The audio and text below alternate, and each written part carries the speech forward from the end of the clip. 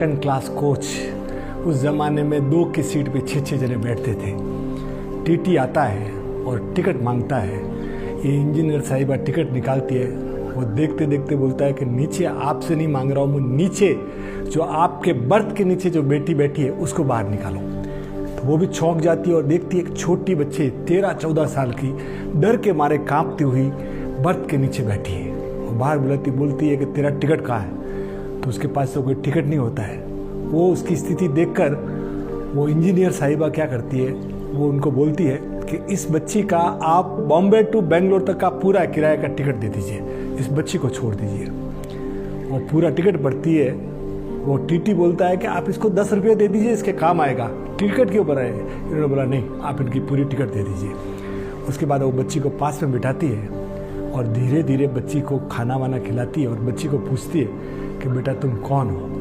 तो बच्ची रो पड़ती है और बताती है कि मैं बीदर के पास रहती हूँ, मेरे पिता एक कूली थे और मेरी माँ की मृत्यु हो गई। थोड़े दिनों बाद मेरे पिता ने एक सौतेली माँ से दूसरी से शादी की।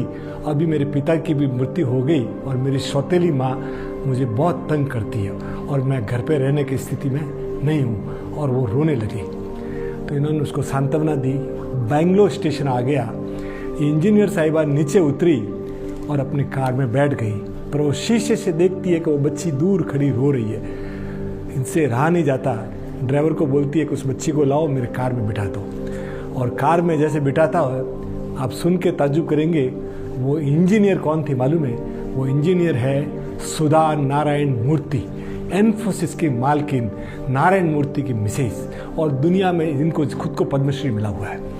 वो बच्ची को लाते हैं।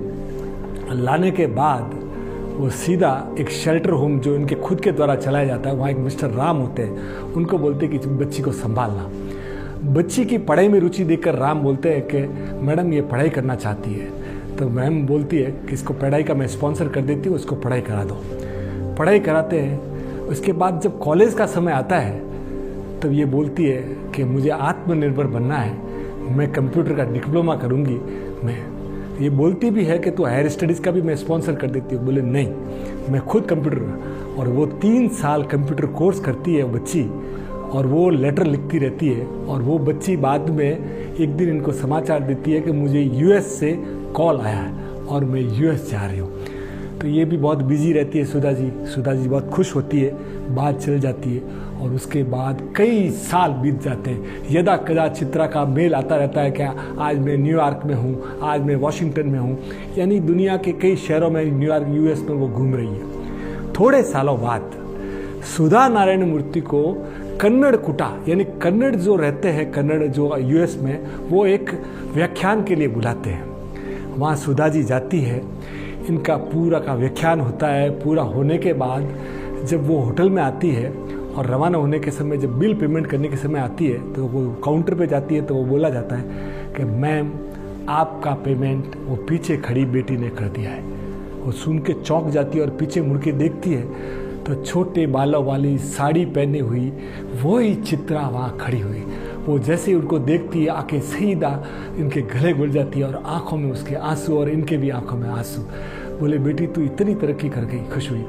आज थोड़ी देर बाद वो फिर पूछ लेती है कि बेटा ये बिल तुमने क्यों दिया? ये बिल तो तुझे नहीं देना है। तो उसके मुंह से निकलता है कि अक्का ये तो मुझे देने दीजिए। बोले क्यों? कि आपने मेरी टिकट बॉम्बे टू बेंगलोर की निकाली थी और मैं आज भी वो भूली नहीं हूँ। तो साहब, जहाँ मौका मिलता है लोगों की हेल्प कीजिए। आप सोचिए, वो बच्ची जो गए कूली की बच्ची आज यूएस में है, ये सिर्फ सुधा नारायण मूर्ति के कारण है। तो साहब, जीवन में जहाँ मौका मिलता है